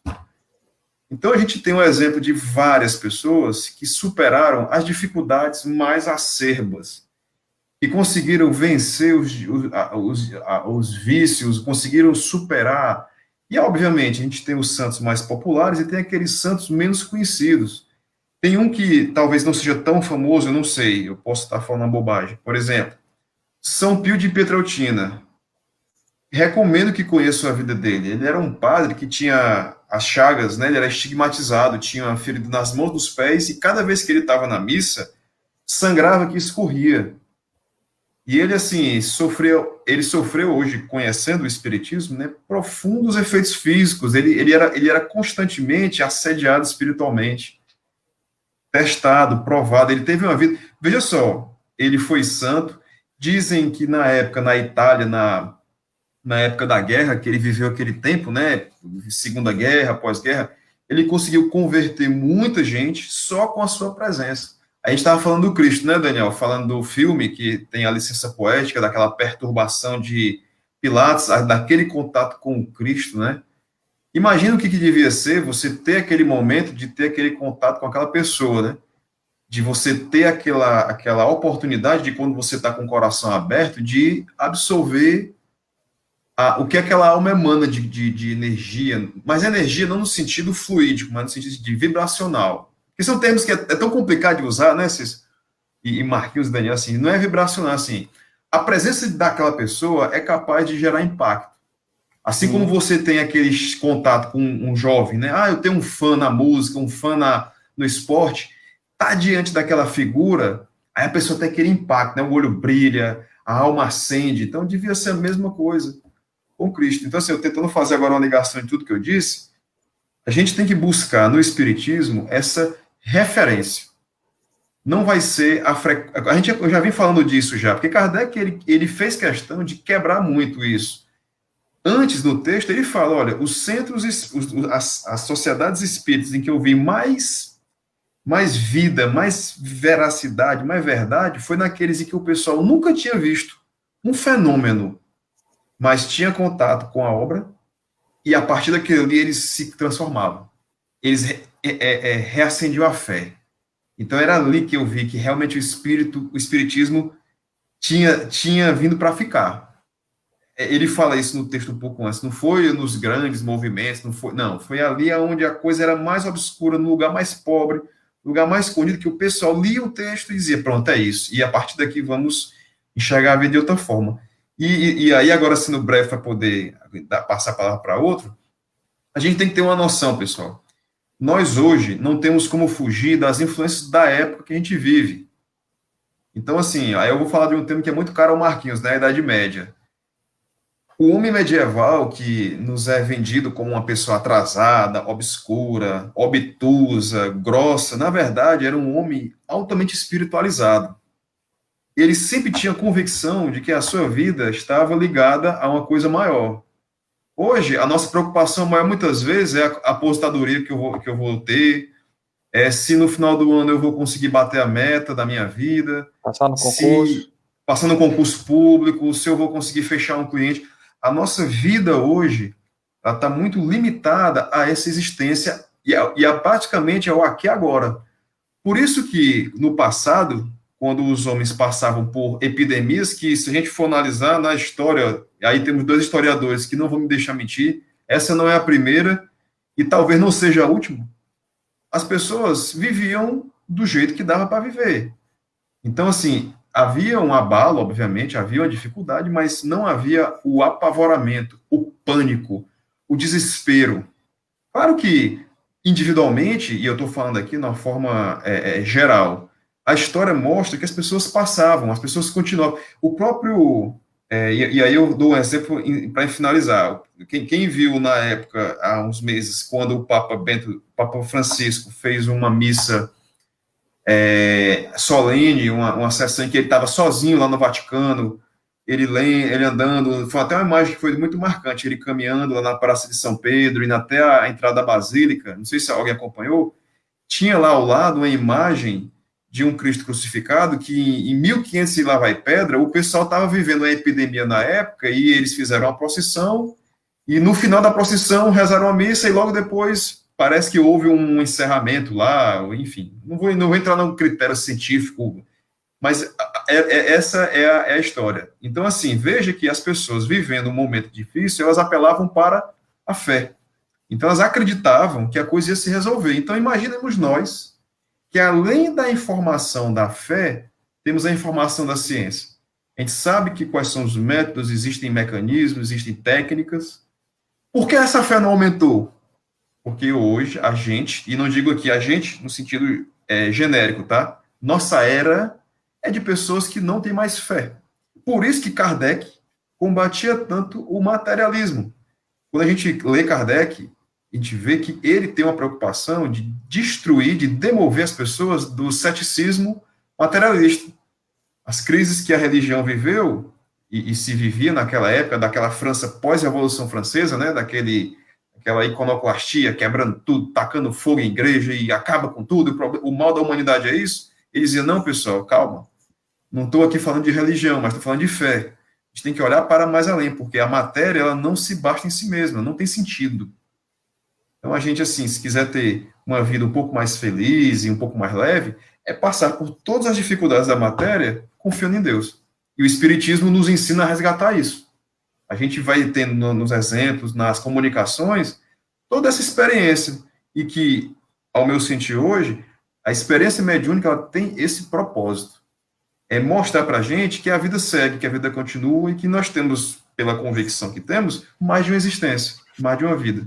Então, para que o desespero? Para que a angústia? Se nós... Agora, não é fácil, eu falando aqui parece uma coisa simples, não é, mas é um exercício de reconstrução de paradigmas mentais, de valores, de visão de mundo. Marquinhos, falaram um pouquinho aqui da o Gênesis falou da Idade Média, né? Mas a gente também, eu sempre vejo assim, não pode... Tinha uma vinculação com a fé, uma fé natural, vinculado muito a essas questões da terra, porque a agricultura realmente faz com que a gente aprenda a esperar, né? Eu acho que sempre tem essa vinculação. Mas aí a gente não pode também cair numa armadilha, que eu sei que não é o Gênison que está dizendo, mas alguém de casa podia pensar assim, poxa, então retrocedemos, né? Nós retrocedemos, e não existe, isso é uma lei que é dada no Espiritismo, que é a lei do progresso. É porque eu percebo que haviam muitas instituições, mas tem esse negócio aqui, que é o que a gente vai falar, né, chamado ambições não é frustrado, né? Ambições e amor próprio. Porque as instituições tinham, não eram, legitimavam a fé através de pessoas. Essas pessoas tinham as suas ambições, tinham os seus interesses. O grande problema é isso, é que a gente não consegue sair dessa questão da ambição e do amor próprio. Então, se você tem digamos assim, um intelectual medieval que pensou grandes, assim, né? Tipo, fez as coisas andarem, não Tomás de Aquino. Mas você teve outros dezenas mais de um círculo de mais de poder que deturparam a coisa. Você concorda, Marquinhos? Porque senão fica um elogio, parece que a gente retroagiu. O amor próprio e a ambição é que deu problema nesse passado.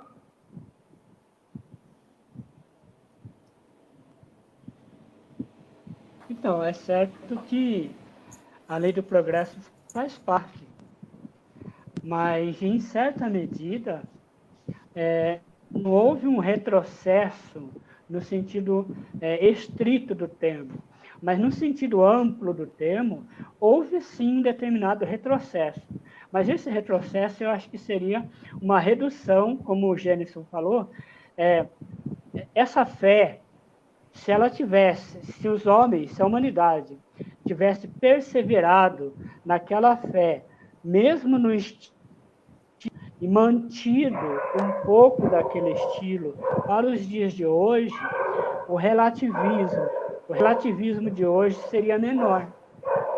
Isso tem sido constatado por vários pesquisadores na área de história medieval mesmo, né? A própria arte, ela teve um retrocesso, sim.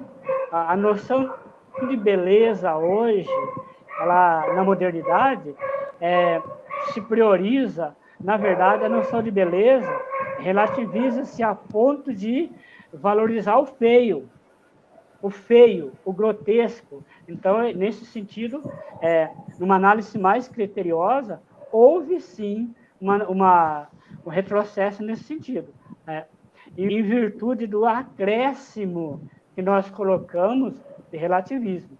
Isso tem sido apontado, porque basta analisarmos alguns movimentos artísticos, né, que envolvem uma politização relativista, uma moralização doente, né?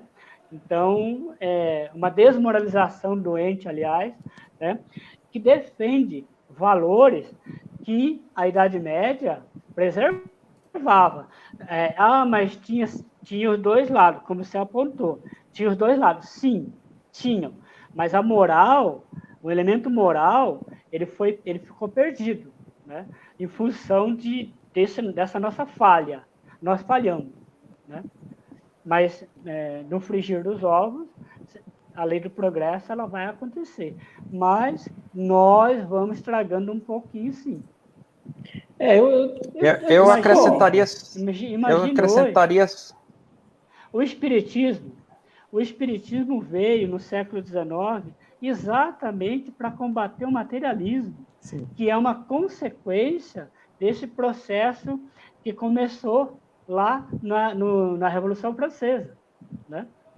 O materialismo do século XIX é uma desvirtuação moral da Idade Média, do lado bom da Idade Média. Eu já falei contigo, Cícero, quando a gente fala Idade Média, eu estou pensando em Tomás de Aquino, estou pensando em Santo Agostinho, nesses níveis. Agora, a Idade Média também teve intelectuais, como se apontou muito bem, que não contribuíram em nada.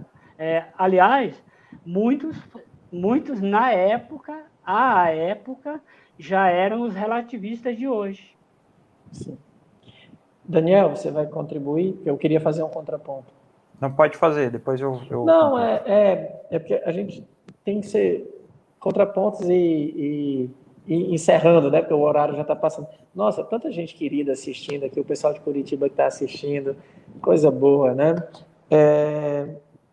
Eu sempre compreendo assim, olha, nós temos desafios novos, porque a lei do trabalho nos impõe. E então a gente foi mudando o nosso modo de nos relacionarmos. Então teve os avanços tecnológicos, nós criamos outras estruturas, e essas estruturas nos possibilitaram, por exemplo, tempo livre. E o tempo livre nos dá possibilidades da gente perceber, porque eu acho que a nossa fé ela se mostra muito também, ela se dá muito naquilo que a gente faz com o nosso tempo livre. Aquilo que a gente Tem uma frase do André Luiz que eu gosto bastante, né? Eu estou falando isso até porque as pessoas pensam assim que eu tenho né? Nunca...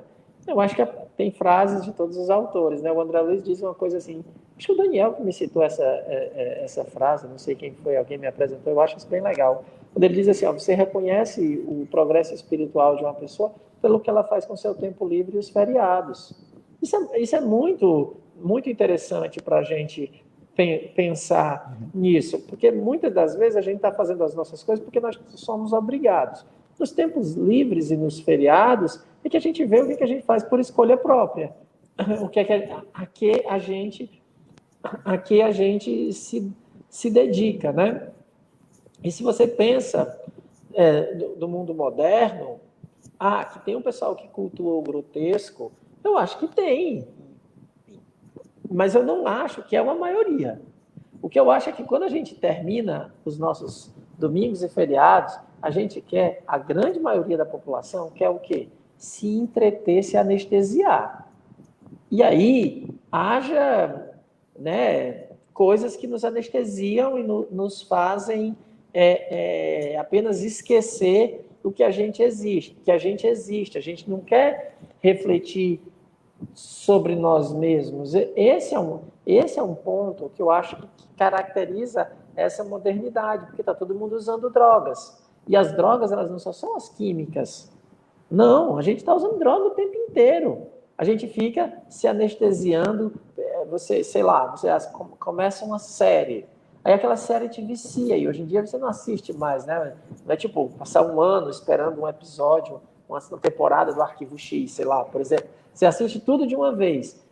E aí aquela série termina cheia de ganchos para garantir uma segunda temporada. Aí você vai passar um ano, aí vai vir outra temporada que vai se esvaziando e que é cada vez mais frágil, porque a condição humana não dá para fazer esse livro eterno, não tem essa série eterna, e a gente vai procurando coisas assim, tipo, hoje eu não quero pensar, hoje eu não quero mais refletir. A gente continua, sei lá, assistindo, não tem os gladiadores ou não tem as lutas, mas a gente assiste alguns esportes que são esportes onde a gente vai ver as pessoas se baterem. E aí a gente canaliza ali as pessoas brigando. Desculpa quem faz esse esporte que estão assistindo, esses esportes assim. Uma coisa é atividade física, outra coisa é o entretenimento, né? Assim, você apresenta como entretenimento e todo mundo está ficando lá. E eu lembro que teve um desses atletas brasileiros que numa dessas lutas eu não assisti, mas os meus alunos ficaram revoltados. Os alunos ficaram revoltados. Não foi porque ele perdeu, foi porque ele encerrou a luta em 8 segundos. E aí, não tem graça. 8 segundos não dá nem para ver a pancadaria. Flutazinha, que eu vou fazer uma série sobre o movimento espírita. Não, mas é só que eu estou querendo dizer que eu acho que tem essa anestesia que a gente está vivendo. Eu acho que há um culto muito mais, essa dormência, que eu acho que também é fruto do materialismo, do que o grotesco. O grotesco é nicho que quer meio que jogar na cara da sociedade, os podres e que vão estar por aí. Mas isso aí também acontecia na França com Madame Bovary. Todo mundo ficou enlouquecido com aquele negócio. E hoje em dia, o que é Madame Bovary? Você vai dar para a criança ler, comparado com o que eles têm acesso hoje. Veja essa cultura do videogame, cada vez mais realista, as pessoas matando as pessoas. Os tiros são perfeitos, gente, é cada vez mais realista a cabeça das pessoas, o sangue. A gente ainda, eu creio que a gente ainda tem que vencer tudo isso. Em determinadas épocas, a gente trabalhava tanto que a gente não tinha, e isso para mim não se mostrava. Não se mostrava. Então, quem pensava, quem refletia, eram muito poucos. A maioria estava vinculada a uma vida muito vinculada à natureza. Eu acho que hoje em dia tem muito mais tempo livre, por incrível que pareça, e você tem acesso à informação, e aí tem aquela hora que você fica mudando de canal e diz não tem nada para fazer. Depois você diz eu não tenho tempo, mas você passou 1 hora numa rede social. É muita informação vazia. Isso é uma coisa que eu acho preocupante. E é engraçado que quando a gente está alimentado por isso, o espiritismo não bate. Por quê? Porque o espiritismo exige reflexão, continuidade, regularidade, exige profundidade na discussão. Você precisa disso para você compreender a doutrina. E aí, o que eu lamento muito é uma banalização do espiritismo, que as pessoas querem fazer uma coisa moderna e quer fazer uma coisa nesse sentido moderno ruim, New né? Age, né, Que Cícero? é Você New faz Age. aquela pasta com todas as coisas E dentro, que cabe todo mundo, isso, e cabe isso é todo ruim mundo. porque a pessoa não. Como a gente falando de verdade objetiva, é mais ou menos como você vê na arte, sem é, é, é, tempo. Existe um belo. Então eu tenho que me aproximar dele, que é isso que se Sim, dizia, para poder eu alcançar algo além. Aí eu coloco sim, qualquer coisa naquele sim, movimento, eu sim, não crio em mim um referencial para eu chegar lá, né? sim. A beleza é fundamental. Esse tema da beleza é fundamental. Sempre foi, sempre foi. A humanidade sempre buscou o belo, só que hoje em dia a gente confunde o belo com vaidade. Mas veja que Agostinho chamava Deus de belo. A beleza para Agostinho é Deus.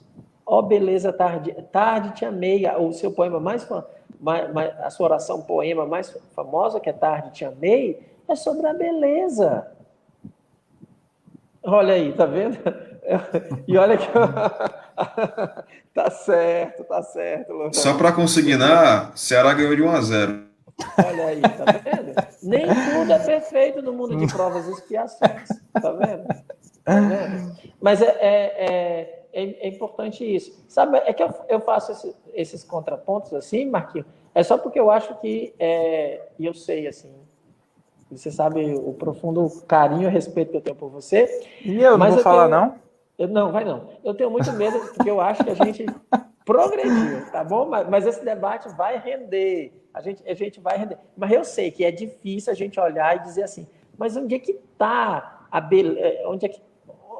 Como progrediu? Porque antes a gente tinha Michelangelo e hoje o que é que a gente tem, né? A gente tem uma renascença. E o que é que a gente tem hoje? Esse daí já me fizeram essa pergunta. Já me fizeram essa pergunta porque as pessoas disseram isso. É, Porque perguntaram assim, ó, por que a gente é tinha isso que eu quis Moza e hoje dizer. em dia tem uns funks de Eu, baixo na minha calão? opinião,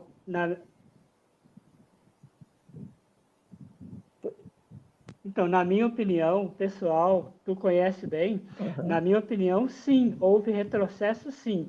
Eu fui na linha do que o Gênison falou. Houve Sim, retrocesso, sim. sim. Sim, não, pois é que eu estou dizendo que Porque isso aí houve, fica.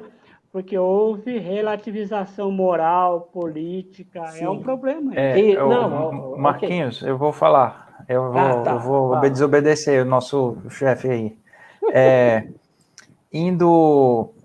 Eu tô longe, mas muito longe mesmo de ser um estudioso da história e da Idade Média, como vocês são, sobretudo você, Marquinhos, estuda muito Idade Média, o Cícero também é historiador, mas assim, em outros tempos, eu concordaria facilmente com o contraponto feito pelo Cícero.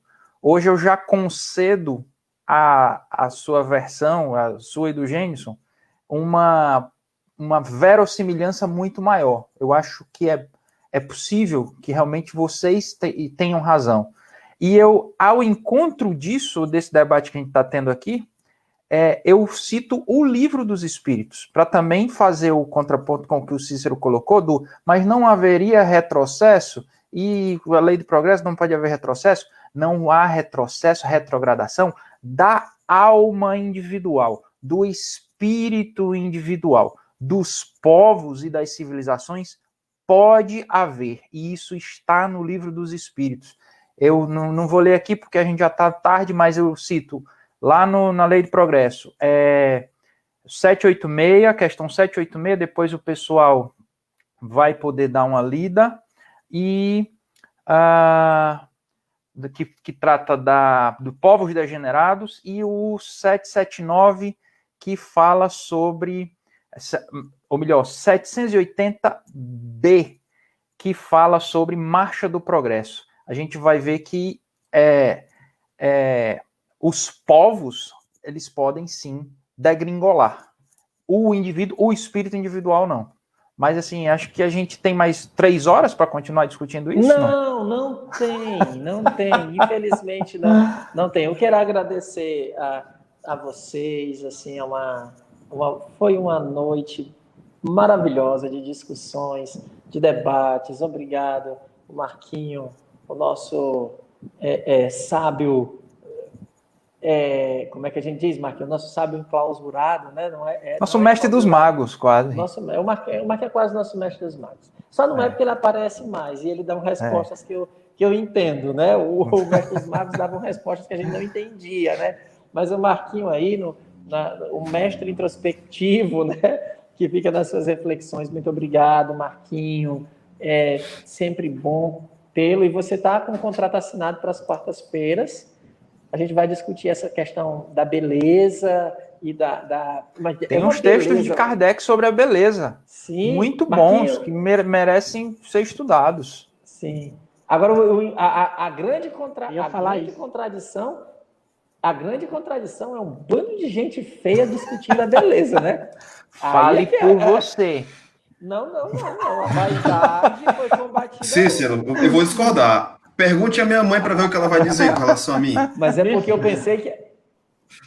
Eu pensei que a gente estava combatendo a vaidade. Oi, Marquinhos. Cícero, nesse quesito eu já atingi o nível do Sócrates. Tudo bem. Tudo bem. Vamos lá, né? Então, obrigado, Marquinhos, pela participação. Gênison, meu amigo, muito obrigado pela participação. Nós desejamos melhoras para você, que esse seu momento aí de Covid passe logo, falta alguns dias, você se recupere, já pode... o pessoal está pedindo café filosófico. Um café espírita filosófico a gente vai fazer mesmo, né? E discutindo todos esses assuntos. Porque, olha, eu queria dizer a vocês que nos acompanham, olha aí o momento onde a vaidade aparece. Mas vocês não vão encontrar... Diz que o capeta mora nos detalhes, né? Aqui não, mora nos comentários. Que nos comentários. A gente. Né?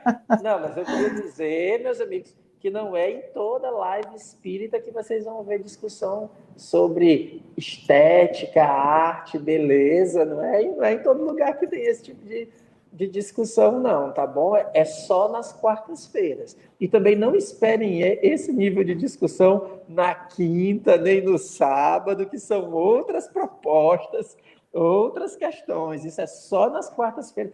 Por isso que vocês continuem assistindo, é só nas quartas-feiras.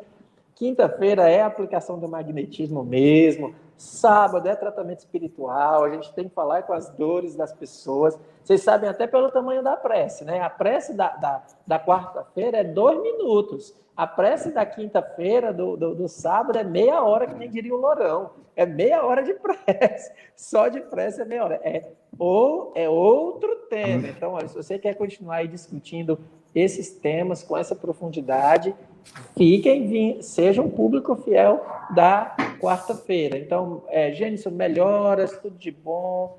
A gente conta com você. Vou rezar muito para que você se cure dessa doença terrível de escolha de time que você tem. Que você, tá certo. Tá certo. Daniel, muito, muito obrigado. Você sabe que o convite para as quartas-feiras você tem, né? Mas quando puder, venha, nem que seja para causar essa confusão que você... Estaremos sim. Se Deus quiser, na próxima quarta a gente tá junto de novo. E se Deus quiser, na próxima quarta-feira a gente consegue ler mais do que 2 parágrafos. Opa. Porque Deus é mais. Deus é mais. Muito obrigado, meus amigos. Vocês tenham uma boa noite. Eu vou pedir para a Flor retirar vocês, né, aqui do ar, que eu vou só dar os recados finais. Daqui a pouco a gente cadê? O Maurício hoje não vai aparecer? Não, ele tá nas brincadeiras dele lá no quarto já, para dormir. Tá certo, porque o Maurício sempre gosta de... Na próxima quarta eu vou trazer ele aqui, ele adora aparecer numa live. Ele adora uma live. Meninos, muito obrigado. Boa noite para vocês 3, tá ok? Joia, boa noite. Abraço para todo mundo. Boa noite, Cícero. Boa noite. Então, amigos, só para dar os recados finais, Quarta-feira quase roda viva, o Pedro está dizendo. Mas, ó, muito obrigado pela participação de vocês. Eu queria só mais uma vez reforçar o convite para os estudos, né?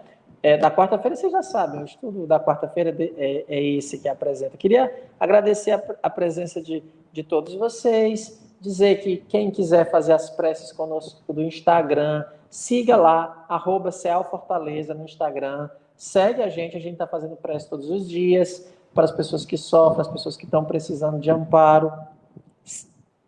6 horas da noite, né? A gente começa 17h55, todos os dias, segunda a sexta. Amanhã tem tratamento espiritual para as pessoas doentes, vamos aplicar magnetismo, amanhã é dedicado às doenças físicas. Ó, o cartaz, a flor. E na campanha do suicídio, a gente vai estar tratando de um texto maravilhoso da revista, Uma Mãe e Seu Filho. É uma questão de um suicídio, de uma mãe que se suicida. Assistam, é impressionante. Esse texto de amanhã é impressionante, tá? Convido todos. E no sábado, nós vamos estar também tratando do tratamento espiritual, mas voltado para as doenças da alma. Vocês podem continuar nos acompanhando nas nossas redes sociais. Vamos fazer a nossa prece de encerramento agora. Aqueles que desejarem fechar os olhos, que assim o façam. Bondoso Deus, Pai amantíssimo, nós te agradecemos, Pai, pela oportunidade que nos concede de estarmos aqui reunidos em Teu nome. Te pedimos que nos ilumine, que nos ampare, que nossos anjos nos envolvam, para que possamos, refletindo sobre tudo que aqui foi dito, buscar viver em nossas vidas a proposta espírita. Que Jesus, nosso modelo e guia, nos ilumine e nos ampare. Em Teu nome, Jesus, em nome de Deus, damos por encerrado esta reunião. Fica conosco, Pai, hoje e todo sempre. Que assim seja. Mandar meu abraço a todos que estão assistindo. Deixa eu ver quem é que está na minha sala ainda. Agora o pessoal da sala só tem a Mariana, que está aqui assistindo. Um abraço para a Mariana. Deixa eu ver quem está. O Marcelo já está. O Marcelo já deu boa noite dele. Aqui está ao vivo agora, ele está assistindo. Um abraço para o Marcelo. O pessoal lá que está assistindo em Curitiba. Não sei quem está com ele nesse momento, mas um abraço para todo mundo, para a Cissa, para o pessoal todo aí que está assistindo. Um abraço para o Pedro, Reginaldo, Paulo, Margarida Gomes, que está aqui, Ana Clébia, um abraço. Deixa eu ver mais, vai colocando aí, Flor, porque eu estou meio perdido aqui. A Neuminha, Valquíria, um abraço, Valquíria, até amanhã. Deixa eu ver quem mais. Tionil está aqui. A Célia Mota, minha amiga Celinha. Um abraço, Célia. A Ana. Um abraço, Ana. Rosemarie. O pessoal está aqui dando boa noite, chegando aqui, né? Deixa eu ver quem está mais aqui nas salas. Boa noite, Lourão. Até amanhã.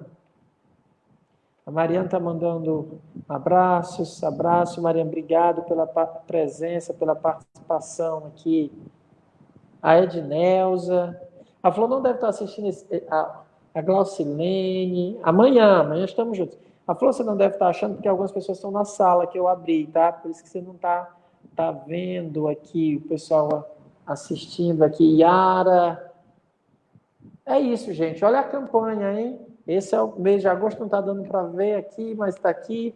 Falar é a melhor solução. Está aqui a camisa, né, Flor? Oh, eu não consigo, Flor. Você sabe que eu tenho problemas. Falar é a melhor solução. Setembro Amarelo. A gente está passando por tristezas, momentos de fragilidade. Não vamos guardar isso, tá? Vamos conversar com alguém, procurar ajuda. Não dá para guardar essas tristezas, tá bom? Flor, meu abraço. Obrigado, Flor, por ter tão bem conduzido aí na parte técnica. Como sempre, sem você esse estudo não funciona. Os nossos comerciais, Flor.